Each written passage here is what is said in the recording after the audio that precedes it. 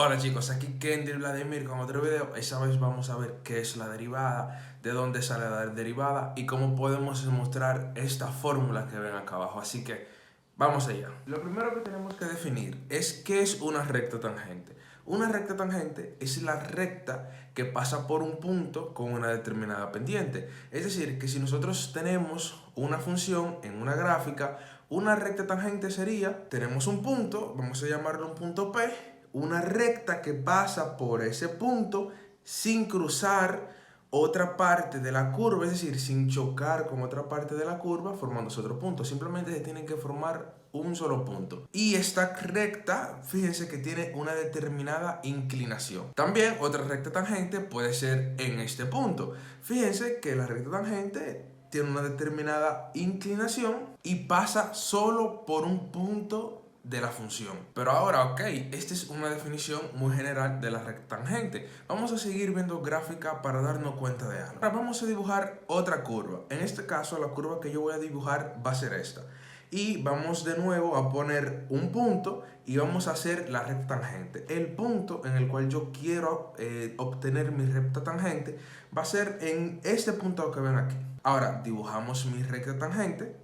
Fíjense, una recta tangente que pasa por un punto y tiene una determinada inclinación. Ok, pero ¿qué pasa en este caso? Fíjense que la recta tangente está atravesando la curva, pero una recta es tangente a la curva en el punto P si toca la curva en el punto P, pero sin atravesar ella misma. Es decir, que esto no podríamos decir que es una recta tangente porque atraviesa la curva.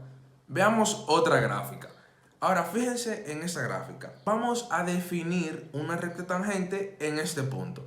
Fíjense, ponemos nuestro punto y fíjense, trazamos nuestra línea, nuestra recta tangente con una determinada inclinación y por lo pronto uno dice, pues sí, está todo bien. Pero ¿qué pasa? Se podrá decir que una recta es tangente a una curva si toca o hace intercepción en ella exactamente en el punto P. Fíjense, ok, tenemos nuestra recta tangente en un punto, pero nos dice la definición que es tangente si esta toca o hace intersección en la curva exactamente en el punto P, es decir, no puede hacer intersección en otro punto. Pero ¿qué pasa? Esta línea o esta recta tangente que nosotros dibujamos aquí puede extenderse aún más, porque simplemente nosotros la definimos para ese pequeño trozo, pero eso puede ser mucho más grande. Entonces, ¿qué pasaría en este caso? Que esta recta tangente cortaría en este punto. Entonces ya no se puede decir que eso es una recta tangente porque hace intersección y toca a más de un punto, que en este caso sería este punto de la gráfica. Entonces uno se pregunta, oye, pero entonces eso es un problema, porque ¿cómo podemos definir lo que es la recta tangente? Pues este mismo problema fue lo que se encontraron los científicos como Newton, Leibniz, en el año 1600 aproximadamente, el problema de la recta tangente. Y de este problema es que surge el concepto de derivada. Así que vamos a seguir viendo. Por cierto, si no le has dado like, dale like, suscríbete, activa la campanita para que no te pierdas ninguno de mis videos sobre matemática, matemática financiera y también cálculo. En esencia, si nosotros podemos obtener la pendiente de la recta tangente, podríamos calcular la recta. Y quiero que recuerden esto. Ustedes, pero ¿cómo así? Ok, vamos a ver esto. Recuerden que desde hace ya mucho tiempo nosotros siempre se nos ha hablado de la recta, de la ecuación de la recta, de la pendiente de la recta. Imaginemos esta gráfica con esta línea. Fíjense aquí que tiene una determinada inclinación o pendiente y esta línea nosotros podemos calcularla mediante algunas fórmulas o ecuaciones. Entonces fíjense, la ecuación de la recta viene representado por esta ecuación que ven aquí. Y para nosotros determinar la pendiente de la ecuación de la recta tenemos que asignar dos puntos a esta. ¿Cuáles puntos? Los puntos donde inicia la recta y los puntos donde termina la recta. Recuerden que nosotros tenemos que definir esos dos puntos y ver cuál es su valor en x y cuál es el valor que me devuelve en y. Entonces fíjense, su valor era x, vamos a llamarlo x sub 1, y el valor que me devuelve en y, vamos a llamarlo y sub 1. Y aquí, acá arriba en el segundo punto, vamos a llamar el valor que me devuelve x, x sub 2, Y el valor que me devuelve y, vamos a llamarlo y sub 2. Por cierto, el punto donde está intersectado x sub 1 y y sub 1 es el punto x1, y1. Y el punto donde está x sub 2, y2 es el punto x2, y2. Entonces, a partir de esto, nosotros podemos obtener cuál es la pendiente de la recta. La pendiente de la recta nosotros la calculamos de esta forma. Y sub 2 menos y sub 1, es decir, el valor de y sub 2 que ven aquí menos el valor de y sub 1, x sub 2 menos x sub 1, es decir, el valor de x sub 2 que ven acá abajo menos el valor de x sub 1 que ven aquí. Y mediante esta fórmula nosotros podemos calcular cualquier pendiente de cualquier línea que tenga una determinada inclinación. A esa fórmula le llamamos pendiente de una recta. Pero ¿qué pasa? Nosotros podemos definir la distancia que hay entre y2 y y1. A esa distancia nosotros la vamos a llamar delta y. Ahora, ¿qué es delta y? Delta y es y2 menos y sub 1, es decir, la distancia que hay entre estos dos valores. Y también podemos definir la distancia que hay entre x sub 2 y x sub 1, que vamos a llamarlo delta sub x. Es decir, delta sub x va a ser igual a x sub 2 menos x sub 1. Y eso lo podemos sustituir en la fórmula. Y sub 2 menos y sub 1 va a ser delta y x sub 2 menos x sub 1 va a ser delta x. Por lo tanto, la pendiente de una recta también nosotros se la podemos expresar de esta manera como ven aquí. La pendiente es igual a delta y sobre delta x. Fíjense algo, chicos, nosotros también podemos decir que ese delta y es la distancia que hay desde aquí hasta aquí. Fíjense, y el delta x nosotros podemos decir que es la distancia que hay desde aquí hasta aquí. Entonces vamos a representarlo gráficamente. Delta x, fíjense, la distancia que hay desde este punto hasta aquí, y delta y es la distancia que hay desde aquí hasta este punto. Esto nos va a dar una idea de cómo podemos formular la definición de derivada. Bien, chicos, ahora nosotros tenemos que definir algo. Imaginemos que nosotros tenemos una curva cualquiera y esta curva nosotros le queremos graficar una recta que pase por dos puntos. Fíjense, en este punto y en este punto. Dibujamos una recta que pase por esos dos puntos. Ya esta recta no es una recta tangente porque uno pasa por dos puntos. Entonces, a este tipo de recta nosotros lo vamos a determinar como recta secante, que esta es aquella que corte más de un punto una curva. En este caso, fíjense, la corta en este punto que está aquí y también la corta en este punto que está aquí. La distancia que hay desde este punto a este punto en una línea recta es delta x, y la distancia que hay entre este punto y este punto en la línea recta es delta y. Por cierto, el delta x comúnmente nosotros la representamos como h. Ahora vamos a hacer la misma definición que nosotros hicimos anteriormente con la recta, pero esta vez un poco diferente. A este punto, en su valor de x, nosotros lo vamos a llamar c, representando c cualquier constante. Y el punto que me devuelve cuando yo evalúo la función en y, vamos a llamarlo f de y.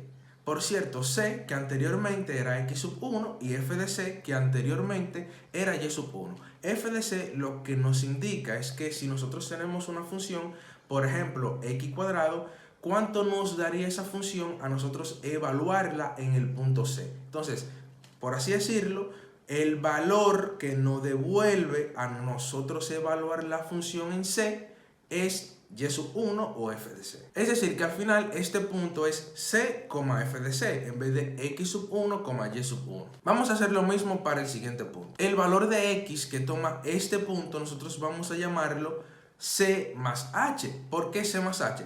Porque recuerden que la distancia que hay desde este punto hasta aquí es h.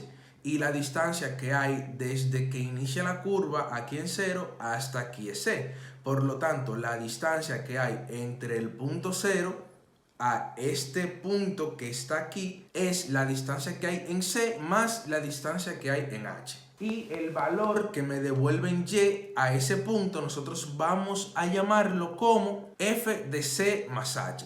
Por cierto, c más h vendría siendo el x sub 2 que anteriormente hicimos, y f de c más h viene siendo y sub 2 como anteriormente lo hicimos.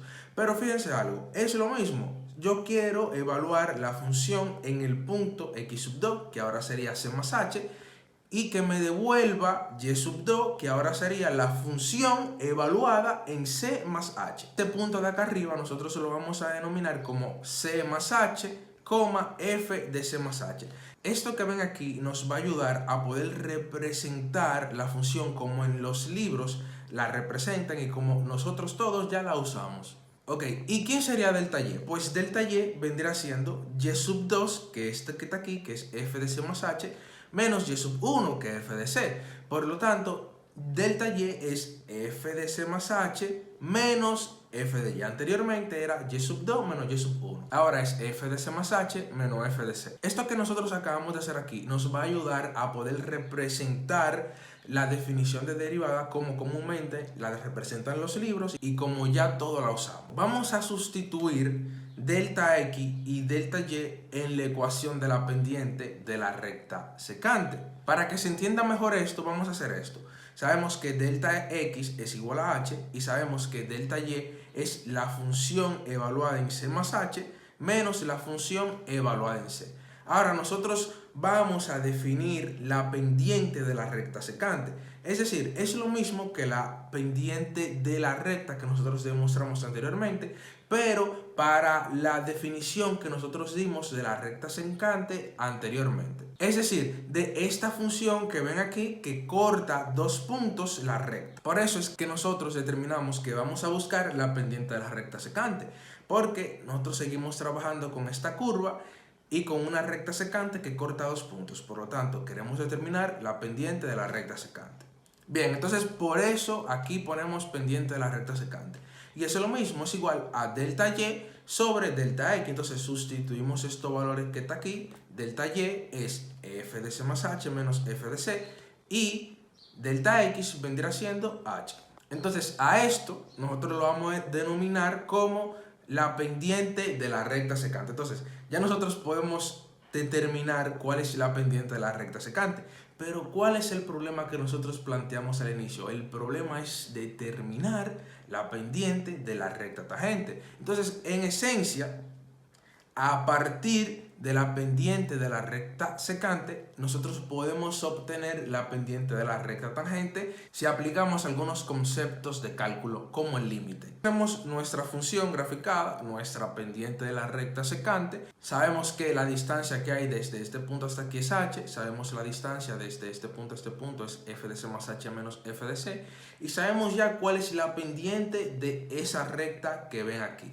Entonces, para poder encontrar la pendiente de la recta secante, tenemos que hacer lo siguiente. Tenemos que hacer que h se aproxime a 0.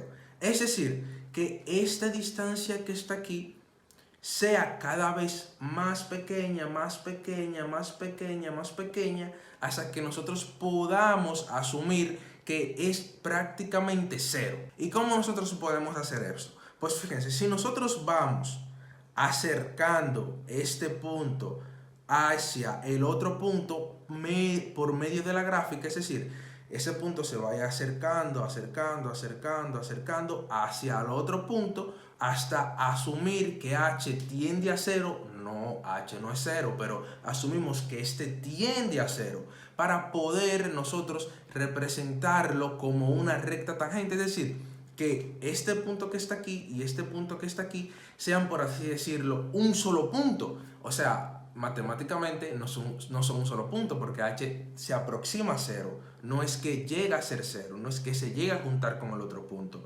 Pero podemos aplicar este concepto de límites que nosotros ya habíamos trabajado antes en cálculo para poder obtener la pendiente de la recta tangente. Lo acercamos un poco.